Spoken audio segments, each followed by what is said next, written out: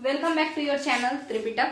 तो फिर अब हम लोग स्टार्ट करते हैं जहांदार शाह के बाद फर्रुखसियर से। ठीक है, गया जो भी हल्ला गुदार हो रहा था, तो फर्रुखसियर से स्टार्ट लेते हैं। पिछले वीडियो में हम लोग जहांदार शाह तक का जो भी क्वेश्चन आता है वो हम लोग कंप्लीट कर चुके हैं। अब फर्रुखसियर से स्टार्ट करते हैं। फर्रुखसियर इंपॉर्टेंट राजा है किसके लिए? हम लोग के लिए, मुगलों के लिए या अंग्रेजों के लिए? अंग्रेजों के लिए बड़ा अच्छा राजा साबित हुआ। तो कैसे वो समझते हैं। एफआर से फर्रुखसियर, फर्रुखसियर।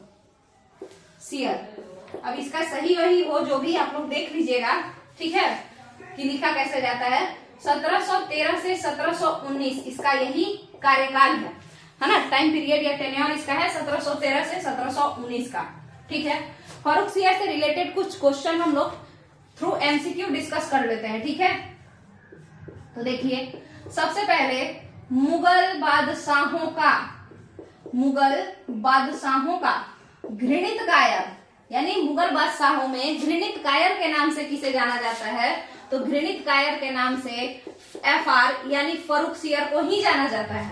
ठीक है, घृणित कायर के नाम से किसे जाना जाता है? फर्रुखसियर को ही जाना जाता है। ठीक है, अच्छा इसको क्यों घृणित कायर कहा जाता है? कारण हम आपको बता दें। कारण ये है, पहला कारण कि ये जो था इसको एक घाव था, मतलब अच्छा खासा उससे इसको परेशानी था और ऐसा था कि इसको ये मर जाता अगर नहीं वो घाव ठीक होता तो। ठीक है, पैर में इसके कुछ प्रॉब्लम था। ठीक है, तो इस वजह से जो है ये बहुत डरता था मरने से, है ना, तो इसीलिए इसको घृणित कायर का दर्जा दिया गया कि ये कायर है। ठीक है, अब बात करते हैं कि इसका जो पैर का इलाज था वो कौन किया। तो देखिए फर्रुखसियर से मिलने के लिए एक ग्रुप ऑफ अंग्रेज आए थे, यानी अंग्रेजों की मंडली आई थी। ठीक है, फर्रुखसियर के से मिलने के लिए एक मंडली आई थी अंग्रेजों की, और उस मंडली का हेड कौन था? क्वेश्चन है कि उस मंडली का हेड कौन था, तो उसका नाम था, ये क्वेश्चन पूछा है, ये क्वेश्चन पूछे हुए हैं, जॉन सरमैन। ठीक है, और घृणित कायर वाला तो सबको पता ही रहता है। अंग्रेजों की मंडली आई थी फर्रुखसियर से मिलने के लिए, उस मंडली का हेड कौन था? जॉन सरमैन। ठीक है, ये कब की बात है? 1717 की बात है। ठीक है, जॉन सरमैन ग्रुप अंग्रेजों की मंडली है, तो इस मंडली में डॉक्टर कौन था? एक कोई डॉक्टर था, ये तो हेड है जॉन सरमैन। इस मंडली में डॉक्टर कौन था जिसने फर्रुखसियर का इलाज किया? ठीक है, जो फर्रुखसियर का इलाज किया उस डॉक्टर का नाम था हैमिल्टन, डॉक्टर हैमिल्टन। तो देखिए किसी भी इंसान को कोई दिक्कत हो, कोई परेशानी हो, और अगर आप उस परेशानी को सॉल्व कर देंगे तो आप उसके गुड बुक्स में आ जाएंगे, है ना। फिर आप चाहें तो आप उसका यूज भी कर सकते हैं क्योंकि आप उसके गुड बुक्स में है पहले से ही। तो सेम यही चीज जो है हैमिल्टन का मदद लेके जॉन सरमैन ने क्या किया? फर्रुखसियर का वो घाव ठीक कर दिया और ईस्ट इंडिया के लिए एक दस्तक की प्राप्ति की। दस्तक क्या होता है? सबसे पहले दस्तक क्या होता है? तो दस्तक जो होता है टैक्स फ्री ट्रेड। ठीक है, कर रहित व्यापार। ठीक है, टैक्स नहीं देंगे, मतलब जो कर देना होता है ना टैक्स, वो नहीं देंगे। टैक्स फ्री ट्रेड जो है एक कागज था, उस पर यह लिखा हुआ था कि ब्रिटिश ईस्ट इंडिया कंपनी को जो है बिहार में, बंगाल में, उड़ीसा में, है ना, इन सब जगहों पे टैक्स देने का जरूरत नहीं है ट्रेड करते वक्त। ठीक है, व्यापार करते वक्त टैक्स कर देने का जरूरत नहीं है, और इसी कागज का नाम था दस्तक। ठीक है, एक ऐसा कागज जो कि बताता था कि भाई British east India company tax free trade कर सकती है, उसी कागज का नाम था दस्तक। ठीक है, तो अब क्वेश्चन आता है कि Dastak British east India company ने किस मुगल सुल्तान से प्राप्त किया, या मुगल बादशाह कह लीजिए, किस मुगल बादशाह से प्राप्त किया? तो यहाँ पे इसका आंसर है फर्रुखसियर। ठीक है, फर्रुखसियर। ठीक है, कब प्राप्त किया भाई? 1717 में इलाज किए थे, तो 1717 में ही ना गुड बुक्स में जाकर के बेवकूफ बनाएंगे या मतलब गिफ्ट लेंगे एक तरीके से, जो भी कहिए, है ना, उसके बदले, इलाज के बदले। अब ब्रिटिश ईस्ट इंडिया कंपनी का मैग्ना कार्टा किसे कहा गया? मैग्ना कार्टा मतलब क्या होता है वो हम लोग समझेंगे, बट पहले क्वेश्चन है कि ब्रिटिश ईस्ट इंडिया कंपनी का मैग्ना कार्टा किसे कहा गया, है ना। तो क्वेश्चन का मतलब पहले तो मैग्ना कार्टा मतलब होता है important paper, most important paper, ठीक है, सबसे महत्वपूर्ण कागजात, ठीक है। तो ब्रिटिश ईस्ट इंडिया कंपनी का मैग्ना कार्टा दस्तक को ही कहा गया कि अब दस्तक मिल गया, अब वो बहुत पावरफुल हो गया है। कौन? British east India company, BEIC, ठीक है। तो ये हो गया आपका फर्रुखसियर से रिलेटेड कुछ क्वेश्चन, ठीक है। अब बात करते हैं फर्रुखसियर के बाद हम लोग अब बात करेंगे, फर्रुखसियर के बाद अब हम लोग बात करेंगे कि भाई ये तो ठीक है, बट फर्रुखसियर को राजा किसने बनाया? फर्रुखसियर को बादशाह किसने बनाया? ये भी एक क्वेश्चन है ना। किसको? फर्रुखसियर का बात हो रहा है तो उसको राजा किसने बनाया, कौन मदद किया था? तो नाम है उनका सैयद ब्रदर्स, या सैयद बंधु यहाँ पे हम लोग लिख लेते हैं, सैयद ब्रदर्स। सैयद ब्रदर्स ने ही जो है मदद किया था फर्रुखसियर का राजा बनने में, ठीक है। कौन कौन थे सैयद ब्रदर्स? एक का नाम था हुसैन, क्या करते रहते हैं, हुसैन अली खान, एक का नाम था हुसैन अली खान और दूसरे का नाम था अब्दुल्ला खान, दूसरे का नाम था अब्दुल्ला खान, ठीक है। तो ये दो भाई हुआ करते थे सैयद ब्रदर्स, ये तुरानी सैनिक थे, है ना, यहीं पे सामंत थे, उन्होंने ही मदद किया था फर्रुखसियर को राजा बनाया था, ठीक है। अब ये जो ठीक है, मगर क्वेश्चन नंबर 8 है, नृप नृप नृप निर्माता, नृप निर्माता, ये इसको क्या कहते हैं? नृप, नृप यानी किंग, राजा निर्माता कह लीजिए, जो भी कहिए, किंग मेकर। जैसे मौर्यों के समय में किंग मेकर थे चाणक्य, उसी तरीके से नृप निर्माता के नाम से किसे जाना जाता है? नृप निर्माता के नाम से मुगल सल्तनत में नृप निर्माता के नाम से किसे जाना जाता है? तो सैयद ब्रदर्स हुसैन अली खान और अब्दुल्ला खान को ही जाना जाता है। क्लियर है? ये लोग क्या करते थे, अपने पसंद से किसी को रूलर बनाते थे, अगर वो नहीं बना तो उसको जान से मरवा देते थे। बड़ा ही सिंपल अपना जो है ये रखते थे, ठीक है, ज्यादा मेहनत का बात नहीं है। तो ये है आपका फर्रुखसियर का कहानी, ठीक है। फर्रुखसियर के कहानी में यही कुछ लोग थे जो कि इंपॉर्टेंट थे। इसके बाद अब आएगा कि फर्रुखसियर मरेगा, और कौन इसको मारेगा, क्या होगा, वो अब हम लोग देखेंगे। तो क्वेश्चन है आपके पास, फर्रुखसियर के क्वेश्चन है यहाँ से कि भाई इसका मर्डर कौन किया, है ना। जो घृणित कायर फर्रुखसियर था, आखिर इसका मर्डर कौन किया, ये क्वेश्चन है। तो आपको पता है बाजीराव मस्तानी, अगर आप लोग देखे हो, बाजीराव मस्तानी अगर आप देखे हो तो उनके जो पापा थे बाजीराव के, बालाजी विश्वनाथ, है ना। तो बालाजी विश्वनाथ जो थे ना, वही सैयद ब्रदर्स से पैक्ट किए थे, ठीक है। किससे पैक्ट किए थे? सैयद ब्रदर्स से। बालाजी विश्वनाथ नाम के एक इंसान थे, मराठा सैनिक थे, मराठा पेशवा आप कह लीजिए, ठीक है। तो वो सैयद ब्रदर्स से पैक्ट किए, पैक्ट मतलब दोस्ती किए। और दोस्ती का क्या था, दोस्ती क्यों किए? सबसे पहले क्वेश्चन है, दिल्ली पैक्ट 1719 किसके मध्य हुआ?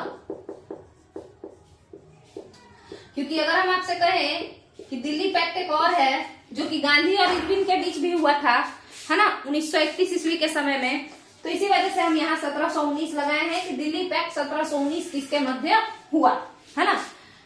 तो यहाँ पे ये हुआ है सैयद बंधु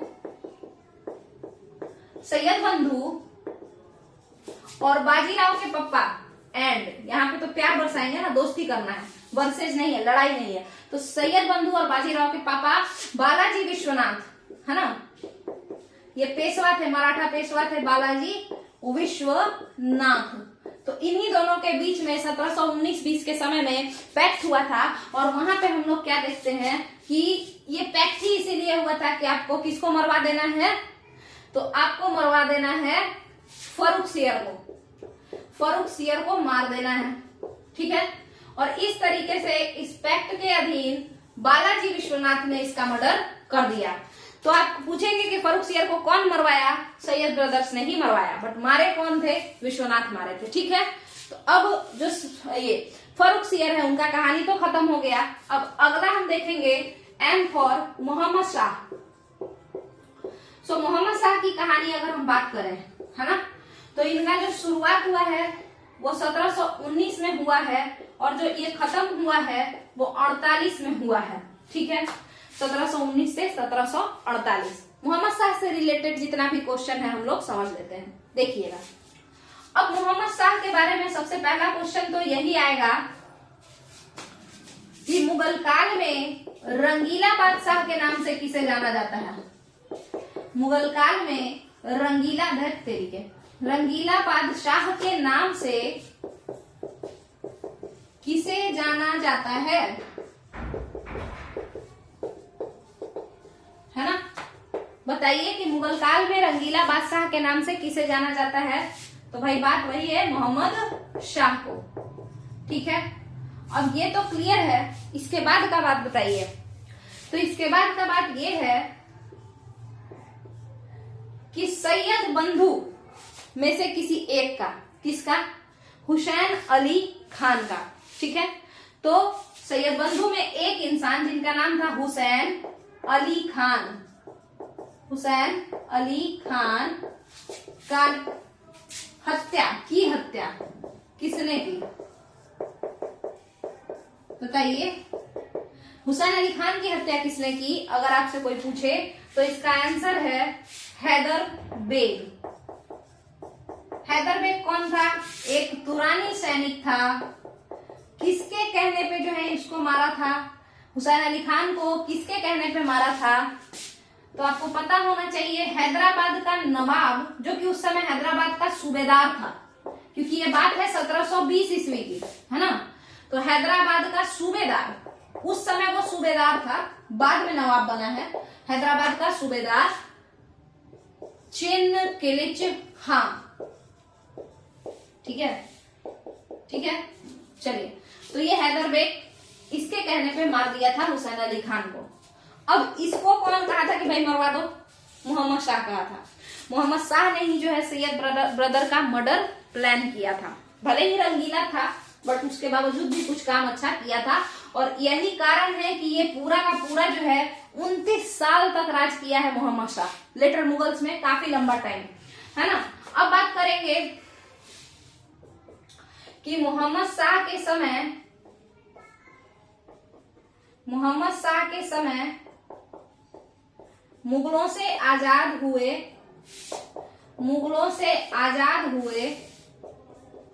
क्षेत्र कौन थे, मुगलों से आजाद हुए क्षेत्र कौन थे, बताइएगा। तो सबसे पहला जो बात है आपका वो है अवध, और जो दूसरा बात है वो है आपका हैदराबाद। जो दूसरा स्टेट जो कि इससे आजाद हुआ था वो था हैदराबाद। ठीक है, अवध की अगर हम बात करें तो ये वही 1722 के समय में हुआ है, और हैदराबाद की अगर हम बात करें तो 1724-25 के समय में आजाद हो गया, इसको छोड़ के अलग अपना स्टेट बना लिया। अवध के निर्माणकर्ता की अगर हम बात करें तो उनका नाम है सआदत खान, जिसको मोहम्मद शाह प्यार से, खुद मोहम्मद शाह प्यार से बुरहान उल मुल्क कह के बुलाता है। ठीक है, मोहम्मद शाह प्यार से क्या कह के बुलाता है, बुरहान उल मुल्क। वैसे तो सआदत खान खुद को प्यार से सआदत खान कहता है, मगर इसका रियल नाम मोहम्मद अमीन था। ठीक है, सआदत खान खुद से ही खुद को टाइटल दिया था सआदत खान का, उसका रियल नाम मोहम्मद अमीन था। हैदराबाद के नवाब की अगर हम बात करें तो वो कौन थे, तो चिन किलिच खान। ठीक है, और ये खुद को निजामुल मुल्क कहते थे, कि मतलब हम मुल्क के क्या हैं, पीएम है। निजाम मतलब होता है पीएम, तो निजामुल मुल्क भी कहते थे चिन किलिच खान। असफजाही डायनेस्टी जो था वही। क्लियर है, तो ये हो गया आपका हैदराबाद वाला कहानी। दो ऐसे स्टेट थे जो कि आपको क्या हो गए, यहां से अलग हुए। ठीक है, और अब कहानी आगे अगर हम लोग देखें थोड़ा बहुत, है ना, तो अब कहानी आगे देखते हैं कि भाई हाँ, अब आक्रमण के बारे में देख लेते हैं। ये तो हो गया। अब आप बताइए, आक्रमण की अगर हम बात करें आक्रमण की अगर हम बात करें तो यहाँ पे मोहम्मद शाह के समय में जो इम्पोर्टेंट आक्रमण हुआ वो 2 हुआ। कौन कौन? सबसे पहले बालाजी विश्वनाथ के लड़के बाजीराव, वही मस्तानी वाले बाजीराव ने 1937 में अटैक कर दिया। कब अटैक कर दिया? एक सेकेंड, क्या बोलने लगे हैं। 1737 में जो है बाजीराव ने अटैक किया। ठीक है, 1737 ईस्वी में बाजीराव सबसे पहली बार अटैक किए मोहम्मद शाह पे। उसके बाद हम लोग क्या देखें तो हम लोगों ने देखा कि यहाँ पे एक और अटैक हुआ। ईरान का एक शासक था जिसको ईरान माने पाकिस्तान के बगल में जो देश है वो ईरान, तो ईरान का शासक था, उसको हम लोग नेपोलियन ऑफ ईरान भी कहते थे। वैसे रियल नेपोलियन कहाँ का था तो फ्रांस का था।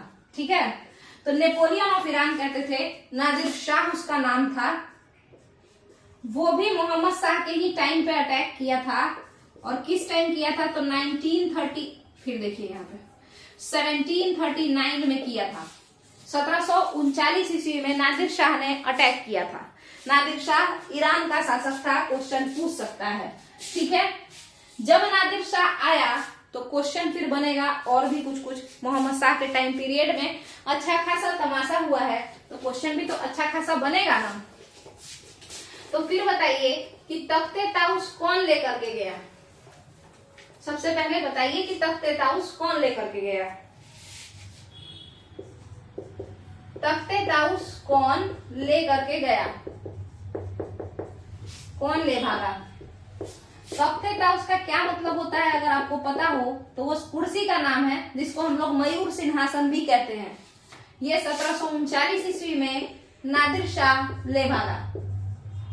और आपको पता होगा कि कोहिनूर हीरा इसी कुर्सी के ऊपर लगा रहता था, तो कोहिनूर हीरा कौन लेकर के भागा? कौन लेकर के भाग गया? तो वो जो है यही इंसान थे, उसी समय लेकर के भागे। ठीक है, और इसके बाद आपका जो है यहाँ पे कितना करोड़ रुपया लेकर के नादिर शाह भागा था तो टोटल 70 करोड़ रुपया लेकर के जो है भाग गया था आपका नादिर शाह। ठीक है, और अब यहाँ पे जो है नादिर शाह से रिलेटेड मोहम्मद शाह से रिलेटेड इंपॉर्टेंट क्वेश्चन कंप्लीट होता है। तो इस वीडियो में हम लोग क्या क्या देखे हैं? फर्रुखसियर देख लिए और मोहम्मद शाह देख लिए। अब हम लोग आगे के जो रूलर्स हैं उनका जो इम्पोर्टेंट क्वेश्चन है उसको देख लेते हैं। तो फिर आता है कि मोहम्मद शाह के बाद और कौन रूलर बना तो उसका सगा लड़का बेटा अहमद शाह।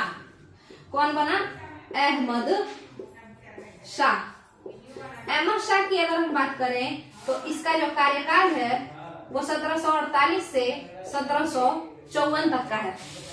1748 से 1754 तक का है। अब बात करेंगे हम अहमद शाह के बारे में। तो अहमद शाह के बारे में अगर आप देखें तो इसके कार्यकाल का जो सबसे इम्पोर्टेंट घटना है हम लोग उसी को सबसे पहले देखेंगे। एक सेकंड हम गेट थोड़ा सा ये कर लें। अगर हम बात करें अहमद शाह के इम्पोर्टेंट घटना के बारे में कि अहमद शाह के टाइम पीरियड में क्या घटा, तो उसके लिए पहले इरेज कर लेते हैं।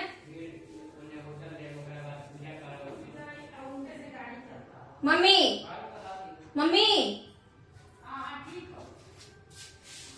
हाँ, थोड़ा लोग आते जाते रहता है गांव में दिन भर। चलिए यहाँ पे स्टार्ट करते हैं। क्या है अहमद शाह के बारे में हम लोग देख रहे थे कि जिसका कार्यकाल है 1748 से 1754। ठीक है, इस बीच में आपको 1748 में ही एक अटैक देखने को मिलेगा और वो अटैक है अहमद खान के द्वारा किया गया है। अहमद खान के द्वारा किया गया है अटैक, जिसको अहमद खान खुद को क्या कहता था? अहमद शाह कहता था, बट ये वाला शाह नहीं है, ये अब्दाली है। ठीक है, अहमद शाह अब्दाली जो कि अफगानिस्तान का शासक था। जो कि कहाँ का शासक था? अफगानिस्तान का शासक था। वो यहाँ पे अटैक करता है 1748 में। ठीक है, और ये अहमद शाह अब्दाली भारत पे टोटल 8 बार आक्रमण किया है। ये अहमद शाह अब्दाली भारत पे टोटल 8 बार आक्रमण किया है। अब आपसे एक क्वेश्चन है, जो गजनी था या मोहम्मद गजनवी कहिए या महमूद ऑफ गजनी कहिए, वो भारत पे कितने बार आक्रमण किया है और पहला आक्रमण कब किया था? ठीक है, सोमनाथ पे जिसने अटैक किया। तो ये हो गया आपका अहमद खान, अहमद शाह के समय का मोस्ट इंपॉर्टेंट क्वेश्चन यही है, अहमद शाह अब्दाली ही है। ठीक है, इसके बाद हम लोग बात करें तो इस काल में और कुछ खास हुआ नहीं है। हालांकि अगर आप देखें तो इस पीरियड में आपको कर्नेटिक वॉर जैसा कुछ नजर आएगा। ठीक है, तो क्वेश्चन पूछ सकता है कि उस समय कौन मुगल रूलर था। हालांकि ऐसा क्वेश्चन हम नहीं देखे हैं। और क्या क्या पूछता है, बक्सर के युद्ध के समय कौन मुगल रूलर था, ये पूछता है। प्लासी के युद्ध के समय कौन मुगल रूलर था, ये सब पूछता है। तो अब हम लोग उसको देखेंगे। तो यहाँ पे हम थोड़ा इरेज करें, फिर थोड़ा और बताते हैं, है ना। तो देखिएगा अब आगे क्वेश्चन है, अहमद शाह के बाद कौन आया, तो आलमगीर आया। अहमद शाह के बाद जो इंसान आया है वो है आलमगीर द्वितीय, सेकंड। ठीक है, इसका कार्यकाल 1754 से 5 साल 1759 तक का है। ठीक है, तो ये जो आलमगीर द्वितीय है, इसके समय में आप देखिए कार्यकाल कितने का है। चलिए क्वेश्चन देखते हैं। आलमगीर सेकंड का कार्यकाल, आलमगीर सेकंड का कार्यकाल बताइए। तो अगर ये बताने को कोई कहे तो हम लोग वहीं देख लिए हैं, 1754 से 59 का है। तो इस बीच में एक बहुत जबरदस्त वाला झगड़ा हुआ है और वो है 1757 जो कि जून 1757 में आपको क्या देखने को मिला, प्लासी का युद्ध देखने को मिला। तो फिर बताइए कि प्लासी के युद्ध के समय मुगलों का राजा कौन था, या मुगल रूलर, मुगल बादशाह कौन था।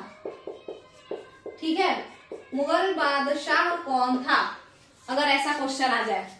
तो यहाँ पे आपको टाइमलाइन दिया हुआ है, 1754 से 1759 के बीच में ही 1757 आएगा। तो यहाँ पे आंसर क्या होगा, आलमगीर सेकंड, है ना। अब आते हैं आगे, शाह आलम द्वितीय के कार्यकाल में हम लोग पहुंचेंगे। अब S for Shah Alam second. एक बार क्वेश्चन दिया था, क्या दिया था उसके पहले हम लोग कार्यकाल देख लेते हैं। 1759 से 1806। ये वीडियो में पूरा का पूरा लेटर मुगल कंप्लीट कर देंगे हम। ठीक है, तो यहाँ पे अब हम लोग देखेंगे शाह आलम का कहानी थोड़ा बहुत। ठीक है, तो देखना क्या है कि भाई शाह आलम द्वितीय का रियल नाम क्या था, क्योंकि ये क्वेश्चन आया है किसी न किसी एग्जाम में।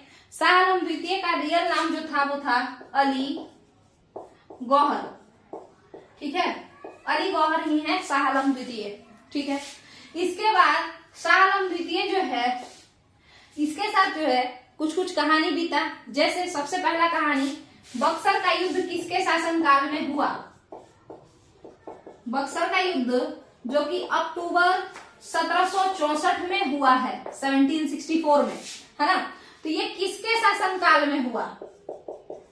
आपको पता होना चाहिए कि बक्सर के युद्ध में अंग्रेजों के तरफ से जो लीड कर रहा था वो मुनरो था, जबकि प्लासी के युद्ध में अंग्रेजों की तरफ से जो लीड कर रहा था वो क्लाइव था, रॉबर्ट क्लाइव। ठीक है, तो 1764 किसके शासनकाल में हुआ, यानी मुगल रूलर उस समय कौन था, मुगल रूलर कौन था। तो यहाँ देखिए 1759 से 1806 में शाह आलम द्वितीय था और 1764 इसी के बीच में आएगा। तो इसी वजह से इसका आंसर होगा शाह आलम सेकंड। ठीक है, चलिए इसके बाद बताइएगा, यहाँ पे इसके बाद आपका क्या है। तो क्वेश्चन ये है कि अहमद शाह अब्दाली जो अटैक किया, यानी कि पानीपत का तृतीय युद्ध, है ना। पानीपत का तृतीय युद्ध पहली बार जब अटैक किया था तब तो ये था ना, मतलब जब अहमद खान अटैक किया था तब तो वो अहमद शाह ही थे। जब अहमद शाह अब्दाली अटैक किया पहली बार दिल्ली पर, तो उस समय अहमद शाह नाम का ही राजा राज करता था यहाँ पे दिल्ली पे, मुगलों का राजा था ये। ठीक है, तो उसी तरीके से अगर हम कहें कि पानीपत का तृतीय युद्ध किसके बीच हुआ, तृतीय युद्ध सबसे पहले तो कब हुआ, तो ये हुआ था 1761 में। किसके बीच हुआ, अगर क्वेश्चन आ जाए कि किसके बीच हुआ, तो ये हुआ था अब्दाली वर्सेज मराठा, अब्दाली वर्सेज मराठा। फिर पूछेंगे उस समय मुगल रूलर कौन था, मुगल रूलर कौन था, मुगल सल्तनत का नवाब कौन था उस समय। तो आपका आंसर हो जाएगा फिर शाह आलम द्वितीय, है ना, क्योंकि 1761 में वही तो था। ठीक है, क्लियर है यहाँ पे। फिर आपको पता है एक इंसान हुआ करता था अब्दाली का खासम खास, उसका नाम था गुलाम कादिर। ठीक है, गुलाम कादिर इसको आंख फोड़ दिया और इसका आंख फोड़ के इसको भगा दिया। ठीक है, लिखा रहता है कि ब्लाइंडेड बाय गुलाम कादिर, तो इसको जो है आंख निकाल दिया गया और इसको भगा दिया गया। ठीक है, फिर शाह आलम द्वितीय चला गया, किसके साथ रहना शुरू कर दिया था आपको अगर पता हो तो, ये इंसान अवध के नवाब के साथ शुजा-उद-दौला, शुजा-उद-दौला नाम था उनका, उन्हीं के साथ रहा। और बाद में मीर कासिम इससे मिलने गया, वहां पे ये तीनों लोग ग्रुप बना करके बक्सर का युद्ध किया था, अगर आपको याद हो अच्छे से तो ये वाला कहानी है। ठीक है, फिर शाह आलम द्वितीय को वापस लाया गया बाद में। ठीक है, बाद में अंग्रेजों के मदद से, मराठों के मदद से, मराठों और अंग्रेजों के मदद से शाह आलम द्वितीय वापस आए और उनको गद्दी मिला। ठीक है, मतलब बेसिकली तो आप कहेंगे कि इनका तो झगड़ा ही है अंग्रेजों से, ऐसा नहीं था, अंग्रेजों से नहीं था। पहले तो अब्दाली से झगड़ा था ना, अब्दाली का चमचा गुलाम कादिर इसको मार के भगा दिया था अंधा करके। तो अंग्रेज इसका हितैषी बन के आए, मराठे में महाजी सिंधिया इसका मदद करने आए, और सब मदद कोई भी फ्री का तो करता नहीं है, इससे ट्रीटी साइन करवाया गया, वही इलाहाबाद की संधि, हमको ये सब दो और उसके बदले तुमको हम क्या दे देंगे, थ्रोन दिलवा देंगे। तो ये सब कहानी शाह आलम द्वितीय के जमाने का कहानी है। क्लियर है क्या, शाह आलम द्वितीय के जमाने का कहानी क्लियर है। अब देखिए, अब यहाँ पे क्या हुआ कि जब शाह आलम द्वितीय आया, फिर से इसको गुलाम कादिर भगाया और फिर ये परमानेंट आ गया। मगर आने के बाद हुआ कुछ ऐसा कि अंग्रेजों ने दिल्ली पर अधिकार कर लिया। ठीक है, अधिकार इन द सेंस एक तरीके से वही सब्सिडियरी अलायंस वाला खेल दिल्ली के साथ हो गया। तो अंग्रेजों ने दिल्ली पर अधिकार कब किया,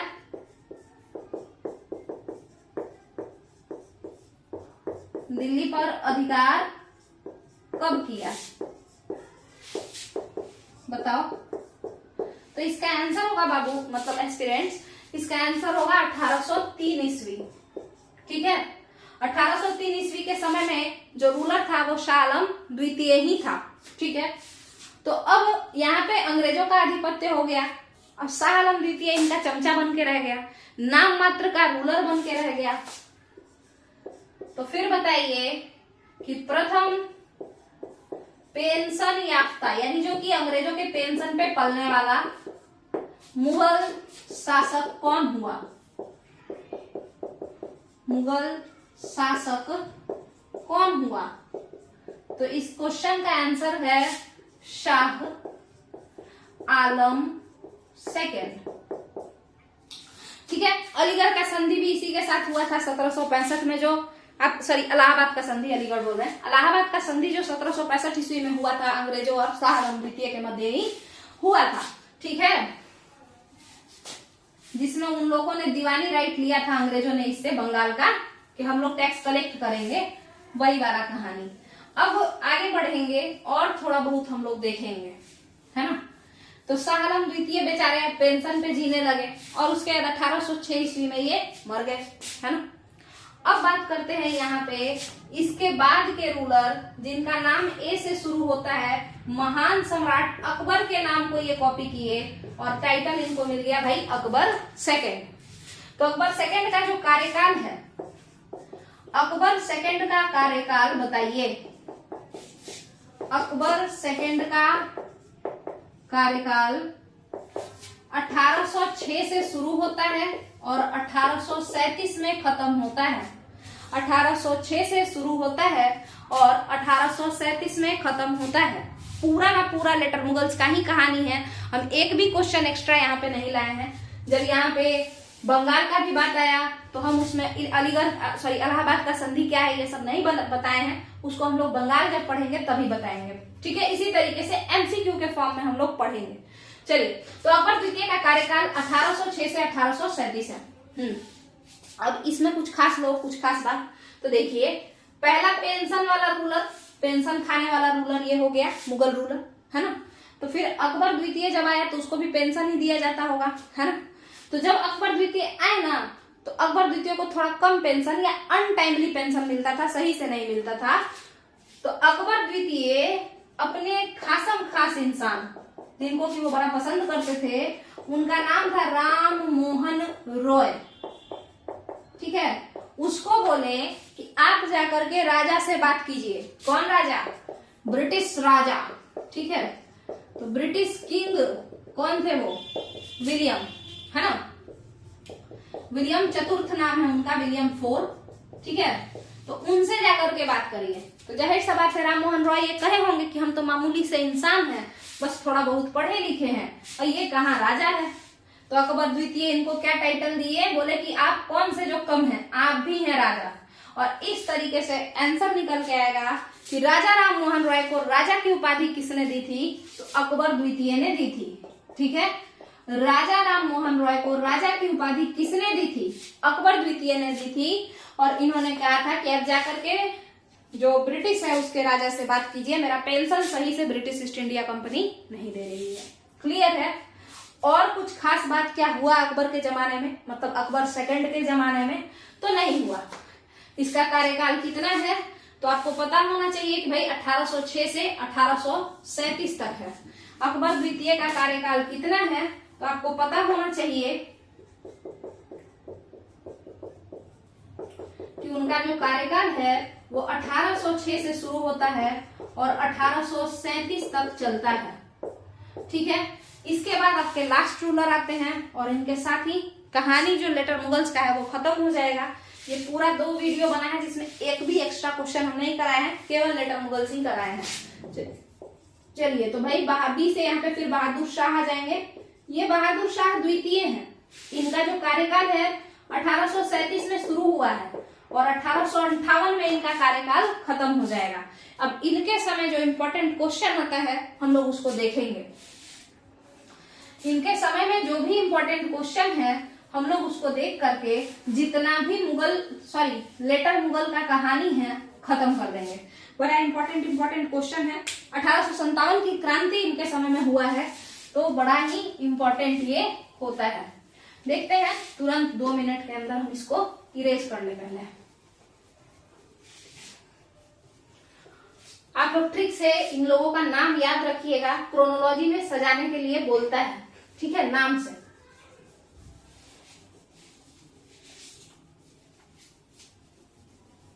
अब हम लोग थोड़ा सा और देखेंगे। तो बहादुर शाह द्वितीय की कहानी शुरू करते हैं। सबसे पहले बताइए जफर के नाम से किसे जाना जाता है?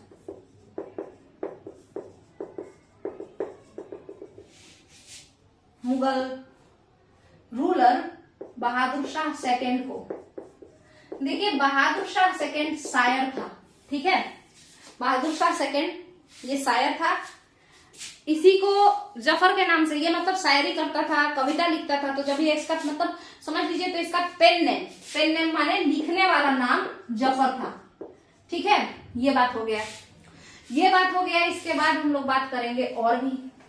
ये बोलता था जैसे शायरी वाला लफ्ज, जैसे ना इसको सब रंगून भेज दिया था तो ये बोला था कि कितना खराब है मेरा स्थिति, मतलब शायराना अंदाज में बोला था कि हमको 2 गज जमीन भी या 6 गज जमीन भी नहीं मिला अपने मुल्क में, यानी भारत में उसको नहीं दफनाया गया ना, इस वजह से।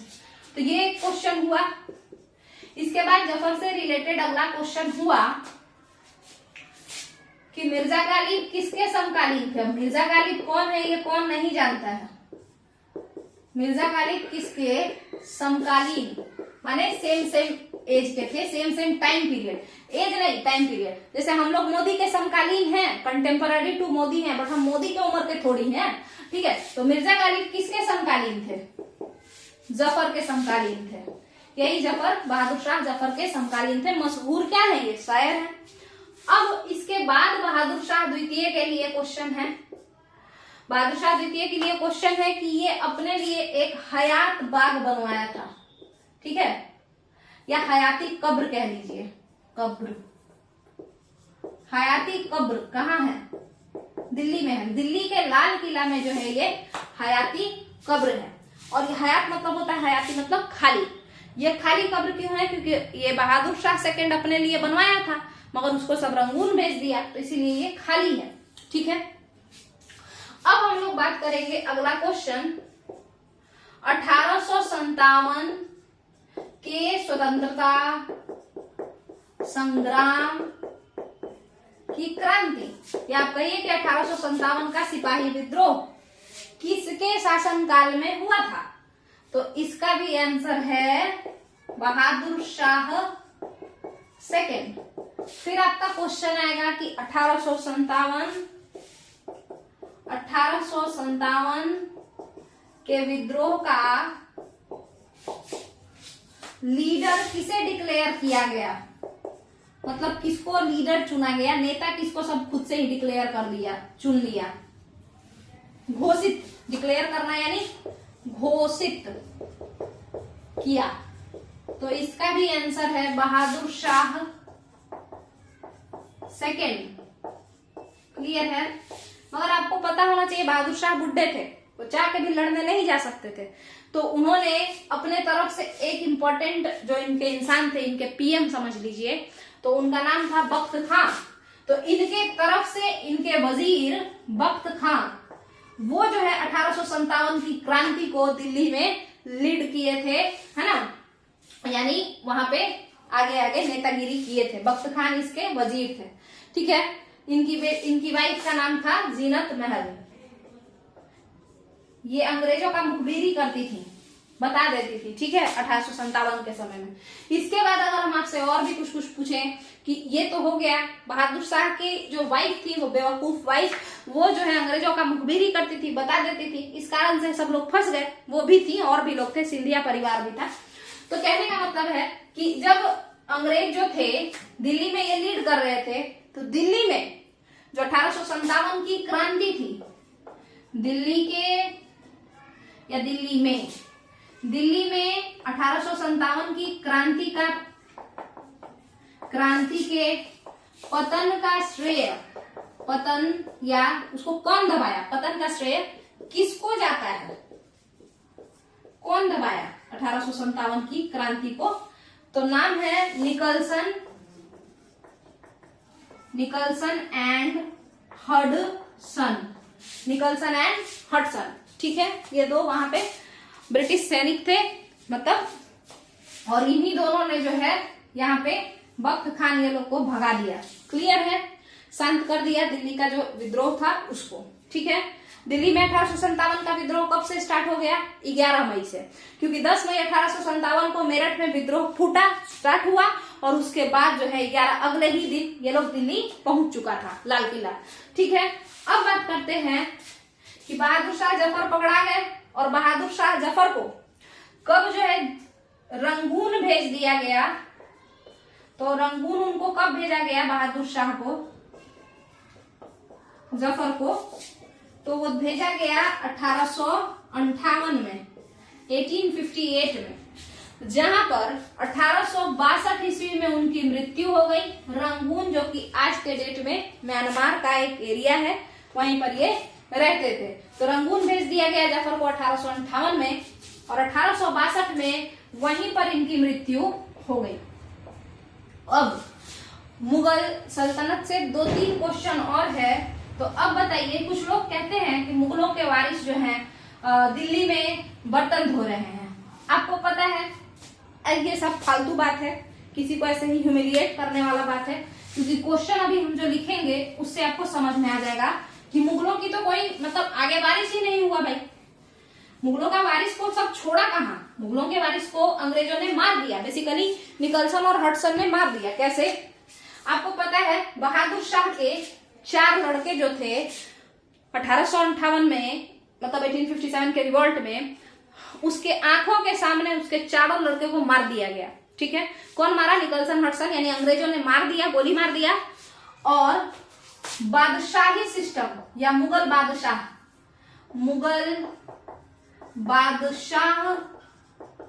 के पद को समाप्त कर दिया, और मुगल बादशाह के पद को क्या कर दिया गया? समाप्त कर दिया गया। कब किया गया ऐसा? तो 1858 में, ठीक है। 1858 में मुगल बादशाह के पद को समाप्त कर दिया गया। और जाहिर सा बात है, बहादुर शाह जा चुके थे, बूढ़े थे वो, और उनके जो बच्चे थे वो चारों के चारों को मार दिया गया था, चारों बेटों को। तो फिर कौन बचता? इनका अगला वारिस कोई नहीं बचता।